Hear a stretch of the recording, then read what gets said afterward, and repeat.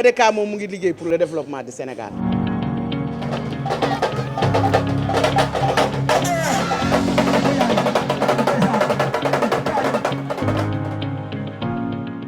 contentement lañu ak mbégte. waaw am nañ yëg-yëg bi. sagal na waa Sénégal daal laa yor. Jolof Chicken dafa nekk loo nga xam ni sénégalais yi ñoo ko dugal seen xol. ba tax na gox bu nekk ci Sénégal ak ci Dakar dañuy bëgg lu mel ni am seen dëkk.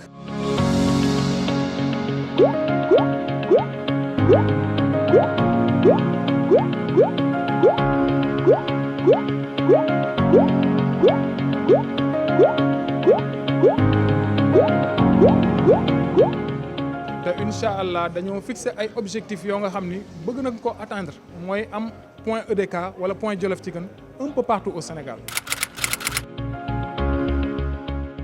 ne lii moom fierté waa Kaolack la quoi. xanaa kontaan rek ndax fii Jaxaay soxla woon na ko Kër Massar soxla na ko. que li ñu doon génn di dem biir ville di dem di reer yi comme que am nañ ko fii moom dañoo gën a kontaan. li ëpp solo ci ñun waa Ndar création d'emploi bi mooy lépp ci ñun. xale yi jeunesse bi dem ba ko jël nañ jën wàll gi yëpp. duñ ko jënd feneen nañ ñëw jàppale ko waa Bargny gépp nag nañ génn ndax li ngay dem di ko waale yaan feneen su amee sa dëkk jax naa sant yàlla. bu ñëwee rek alalu commune bi la dañ ko war a sauvegarder di ko surveiller bu baax a baax.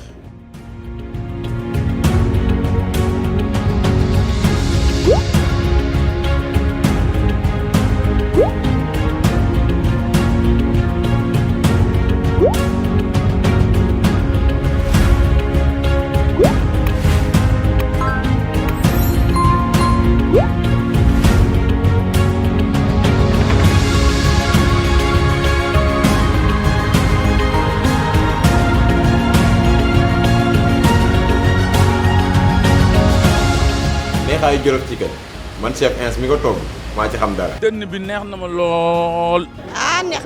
neex na trop. ginaar yi taamu nañ ci pooj. pooj bi lépp a ngi ci daal.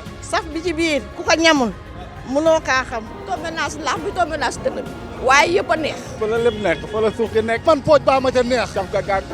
affaire bi moom macha allah. ndax gis naa ni bii daal am na nokkas ci biir. bële nag épice la am. On sent que vous avez mis les épices de l'Afrique là-dedans. neex na togg bi ngewal la. baax na ci mag baax na ci xale. Jolof Chicken moom amul morom goût bu exceptionnel la am.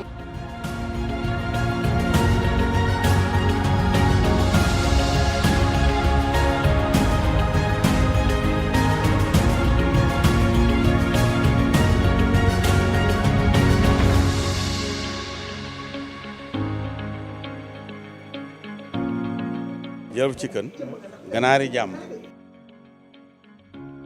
Bien dit et bien fait. Man tamit tamponné naa. Rendez-vous Jolof Chicken.